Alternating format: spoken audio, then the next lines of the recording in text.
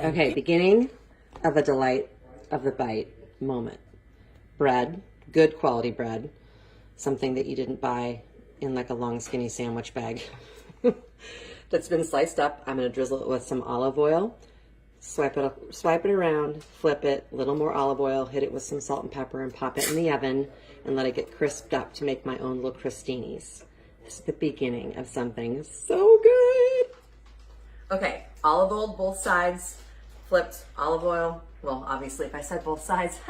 Okay, salt, pepper, that's it. 350 degrees. They're gonna go in the oven for about 5 minutes. I'll check them, see where they're at, flip them over, another 5 minutes or so.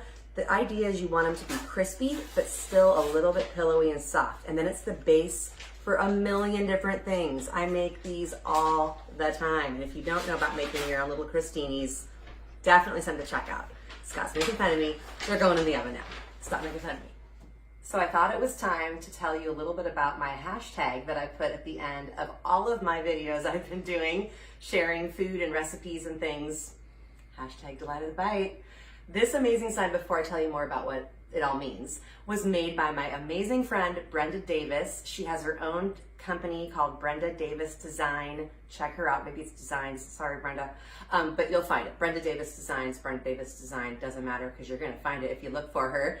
And she's on Instagram and Facebook, but she makes amazing custom signs. She also has a few seasonal things that she'll do depending on the season, but she made this for me. We've kind of been business partner encouragers with each other, and I burst into tears when she gave it to me. So wanted to talk about this just for a second.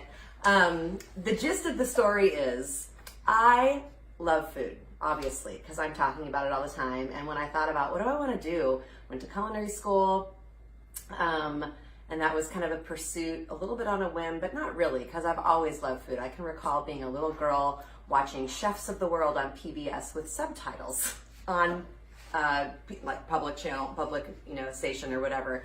So I've always really liked food and have been interested in how it's been put together. A few, I don't know, a year and a half ago or so, I had the opportunity to go on a really amazing trip with two girlfriends. We went to Germany, Austria, and Switzerland, and of course I was in like heaven with all the amazing food, and I would just groan and moan, and I'm like one of those people.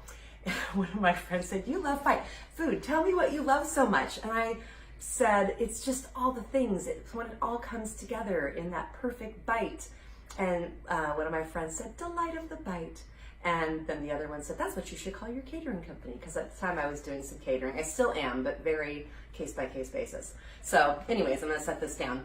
But that's kind of the story behind Delight of the Bite. And I don't even really know what I'm doing with all these videos other than the fact that I love to talk about food. It's making me happy.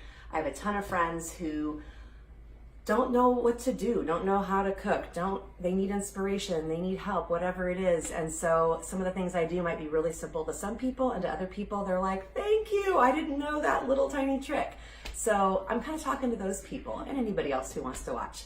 But that's my hope, is to just be encouraging and give permission to people to play and try to do things and experiment and have fun. So I made up a few little Delight of the Bites. This is just a small little sampling. So I showed you a little earlier that I made the crostinis. I make these things all the time. Any kind of bread, you could just do like a basic baguette, slice it, little tip, if you slice it straight down the round, you just get little rounds. If you slice it on an angle, you get these little things called cut on the bias, and you get like a long kind of oblong shape. It looks cooler, so do that. It's a little fancy trick that makes your friends think, "Ooh, fancy bread." And all you did was change the angle of your knife. But the bread I had was already sliced, and it was a big round loaf, so I had to make my own shapes. But these are three things that I put together with just little things that I had on hand. One is one of my favorite cheeses, Cambozola.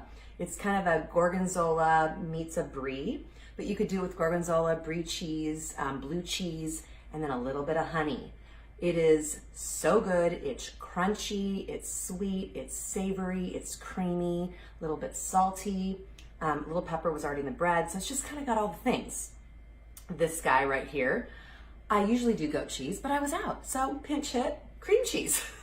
Getting fancy. Still have some of that pesto I made earlier in the year in a jar, And then I had a jar of sun-dried tomatoes that I keep on hand from Trader Joe's. They're really fun to just doctor things up and add a little pizzazz to your food. So those three things together are really yummy and great for Christmas because look at the colors, they're fun. So those are super good. It's also the same thing. It's that savory sweet, or not really sweet, but this one is a little bit more, kind of got that tang of the garlic and the cheese, and then those sun-dried tomatoes. I mean, there's a little sweetness in there, but that combo is fantastic. This one, I had some Gruyere cheese that's really creamy and kind of has like almost a nutty effect. And then this is fig jam. For those of you that have never tried fig jam, this is my favorite brand.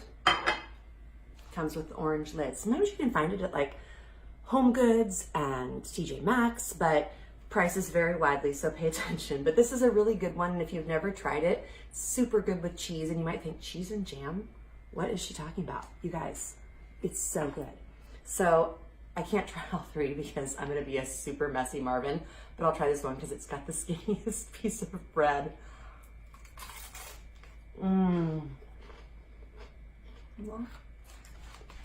It's happy.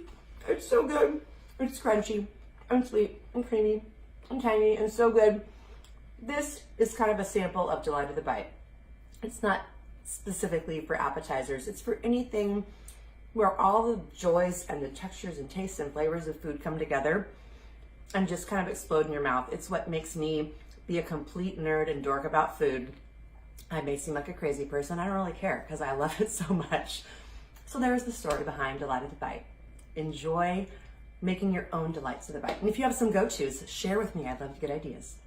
Thanks.